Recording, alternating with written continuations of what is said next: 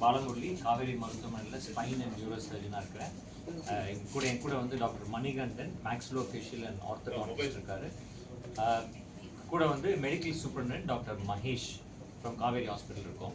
So இன்றைக்கி வந்து இந்த ப்ரெஸ் மீட்டில் ஒரு 5 வயது பெண் குழந்தை ஒரு கிரேனியோஃபேஷியல் சர்ஜரி, அதாவது மண்டை ஓட்டில் ஒரு பிறந்ததுலேருந்து இருக்கக்கூடிய ஒரு பிரச்சனையினால் ஒரு அறுவை சிகிச்சை, ஒரு ரேர் ஆப்ரேஷன், ரேர் ப்ராப்ளம், அதை செஞ்சதை பற்றி நாங்கள் பேச வந்திருக்கோம். ஸோ இப்போ இந்த ஸ்கல் மாடல் பார்த்தீங்கன்னா, நம்ம பிறக்கிறப்ப வந்து பெருசாக இருக்கும், ரொம்ப சின்னதாக இருக்கும், தாடை கரெக்டாக இருக்காது, மூக்கு கரெக்டாக இருக்காது. ஸோ இந்த மாதிரி பிரச்சனைகள் வர்றதுக்கு காரணம் ஜெனட்டிக்காக அவங்க வந்து கருவில் உருவாகிறப்பே வர சில பிரச்சனைகள். இதுக்கு வந்து காஸ்மெட்டிக்காகவும் அந்த குழந்தைகள் வளர்றப்ப ரொம்ப பார்த்துக்கிறது. சில டைம் ஒரு பிரச்சனையோட இருப்பாங்க. ஸோ ஸ்கூலுக்கு போனாங்கன்னா கேலி பண்ணுவாங்க, ஏன்னா முகம் ரொம்ப டிஃப்ரெண்ட்டாக இருக்கும்.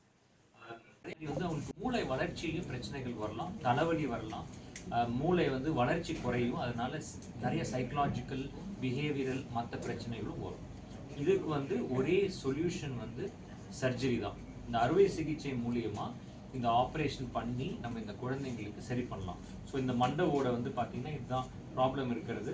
ஸோ இதை வந்து நம்ம அப்படியே நம்ம கழட்டி, ஒரு ஹெல்மெட் எப்படி கழட்டுறோமோ அந்த மாதிரி இந்த மண்டவோட கழட்டி அதை கரெக்டாக ஷேப் கொண்டு வந்து அதை வந்து ஸ்க்ரூ ராட்லாம் போட்டு ஃபிக்ஸ் பண்ணி பழையபடி திருப்பி வச்சுருவோம்.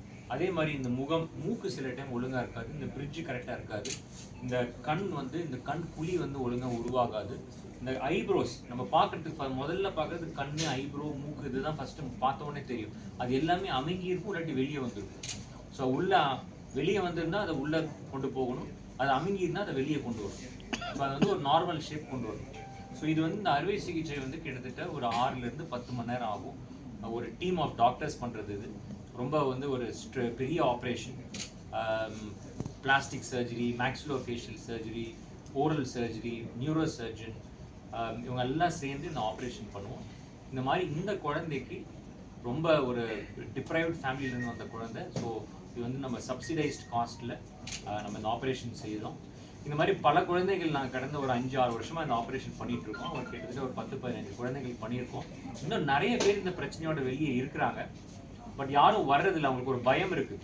ஸோ இந்த ஆப்ரேஷன் பண்ணால் சக்ஸஸ் ஆகுமா, இவ்வளோ பெரிய ஆப்ரேஷன், மண்டவோட கழட்டி ஏதோ பண்ண போகிறேன்னு சொல்கிறாங்களே, உயிரோடு இருப்போமா, காம்ப்ளிகேஷன்ஸ் வருமா அப்படிங்கிறது. பட் பயப்பட வேண்டிய அவசியம் இல்லை.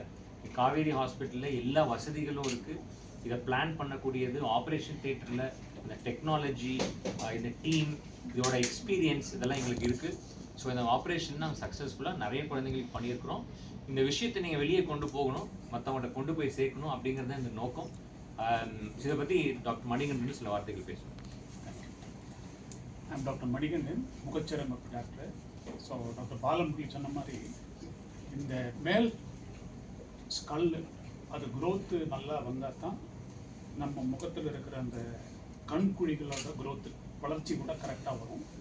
அது இல்லாமல் மேல்தாடை, கீழ்த்தாடை, இந்த 3 அம்சங்களோட வளர்ச்சி வந்து மேலே இருக்கிற அந்த கிரீனியல் போன் ஸ்கல்லோட வளர்ச்சி நல்லா இருந்தால் முன்னாடியே வந்து அது வந்து கரெக்ட் பண்ணால் தான் ஃபர்தராக வந்து நமக்கு குழந்தை வளரும்போது ஒரு 18 வயசில் கண்குழிகளும் அதே மாதிரி மேல்தாடையும் கீழ்த்தாடையும் கரெக்டாக வளர்றதுக்கான வாய்ப்பு இருக்குது. அப்போ தான் வந்து அந்த குழந்தை வளர 18 வயசு வரைக்கும் வளர அவங்கள கரெக்டாக பார்த்து அதுக்கு தகுந்த மாதிரி ட்ரீட்மெண்ட்டை சஜஸ்ட் பண்ணி, அதே மாதிரி பிரேசிஸ் ட்ரீட்மெண்ட், ஆர்த்தோடான்டிக் ட்ரீட்மெண்ட் பண்ணி கம்ப்ளீட்டாக இந்த மாதிரி ஒரு குழந்தை பிறந்தால் அது என்ன டிஃபெக்டாக இருந்தாலும் ஒரு சாதாரண எப்படி ஒரு அழகான குழந்தை நம்ம வளர்ந்து பெருசாகி நம்ம வந்து வளர்த்தணுமோ அதே மாதிரி அவங்களால நம்ம வந்து வளர்த்தி அதை வந்து கரெக்டாக பண்ண முடியும். நமக்கு அதுக்கான வசதிகள் உண்டு. எல்லா டைப் ஆஃப் ஃபெசிலிட்டிஸ் நம்ம காவேரி ஹாஸ்பிட்டல் இருக்கிறது அது ஒரு நல்ல ஒரு விஷயம். இது மக்களுக்கு எடுத்து சொல்லணும். இதுக்கு தான் அது இன்னைக்கு இது முக்கியமாக வந்து கூடியிருக்கிறது. டாக்டர் வந்து எல்லா குழந்தையும் இந்த மாதிரி தான் எல்லாம் ட்ரீட் பண்ண முடியும். எல்லா குழந்தைங்களுக்கும் பண்ணலாம். அதாவது ஒரு சில குழந்தைங்களுக்கு ரொம்ப சிவியரான மற்ற பிரச்சனைகள்லாம் இருந்ததுன்னா அது எல்லாத்தையுமே சரி பண்ண முடியாது. ஏன்னா இது வந்து இப்போ ஒரு மேனுஃபேக்சரிங் வச்சுக்கோங்களேன், மேனுஃபேக்சரிங் டிஃபெக்ட் மாதிரி பிறக்கிறப்ப அப்படி படைச்சிருக்காங்க. ஸோ ஒரு சில விஷயங்களை நம்ம வந்து சரி பண்ணணும். என்ன காஸ்ட், எந்த மாதிரி காஸ்ட்? ஸோ இந்த ஆப்ரேஷன் வந்து சாதாரணமாக எனிவேர் பிட்வீன் ஒரு 6 லட்சத்துலேருந்து 10 லட்சம் ஆகும் இந்த ஆப்ரேஷன் பண்ணுறதுக்கு. இல்லை, இது கருவிலி க்யூர் பண்ண முடியாது. அதாவது ரொம்ப சிவியர் ப்ராப்ளம்ஸ் இருந்ததுன்னா அந்த கருவை கலைக்கலாம். அதுவும் வந்து ஒரு 20 வாரம் 20 வாரத்துக்கு முன்னாடி இருந்தால் மட்டும்தான் அது பண்ண முடியும். அதுக்கப்புறம் பண்ணாலும் அது வந்து மெடிக்கலாக வந்து டாக்டர்ஸ் முடிவு எடுத்து அது பண்ணணும்.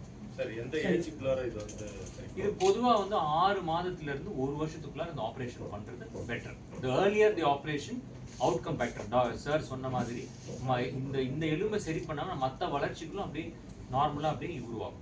ஸோ ஒருவேளை சில பேரண்ட்ஸால வந்து அந்த 6 to 1 வருஷத்துக்கு சரி பண்ண முடியலன்னா ஒரு 5 வயசுல 10 வயசுல பண்றாங்கன்னா இப்போ இந்த குழந்தை வந்து பார்த்தீங்கன்னா 5 வயசுல தான் பண்ணிருக்கும். ஸோ அந்த அப்பா அம்மா சின்ன வயசுலேருந்தே தெரியும், சில டாக்டர்ஸையும் பார்த்துருக்காங்க. பட் அவங்களுக்கு ஒரு பயம், இதை பண்ணலாமா வேணாமா, இவ்வளோ சின்ன குழந்தையா இருக்கே, சரி பரவாயில்ல. என்னன்னா வளர வளர அந்த ஷேப் இன்னும் மோசமாகும். ஸோ இப்போ சின்னதாக இருக்கிறப்ப கொஞ்சம் ப்ராப்ளம் சின்னதாக இருந்தாலும் அவங்க ஒரு 5 வயசு வர்றப்ப இன்னும் ஷேப் ரொம்ப மோசமாகும். கண் இன்னும் வெளியே வந்துடும், கண் ஒழுங்காக மூட முடியாது. So problems ஜாஸ்தியாகும். ஸோ பொதுவாகவே நாங்கள் ஹாஸ்பிட்டலில் பார்க்குறது இந்த குழந்தைகள்லாம் ஒரு 5 வயசுக்கு மேலே தான். அந்த ஒரு ஸ்கூல், ஒரு கிண்டர் கார்டன் அங்கே போகிறப்ப தான் வந்து எல்லாரும் பேசுகிறாங்க, எல்லாரும் பார்க்குறாங்க, எல்லாரும் சொல்கிறாங்க. அப்போ தான் வந்து ஐயோ நம்ம எதாவது பண்ணணும் அப்படின்னு வருவாங்க.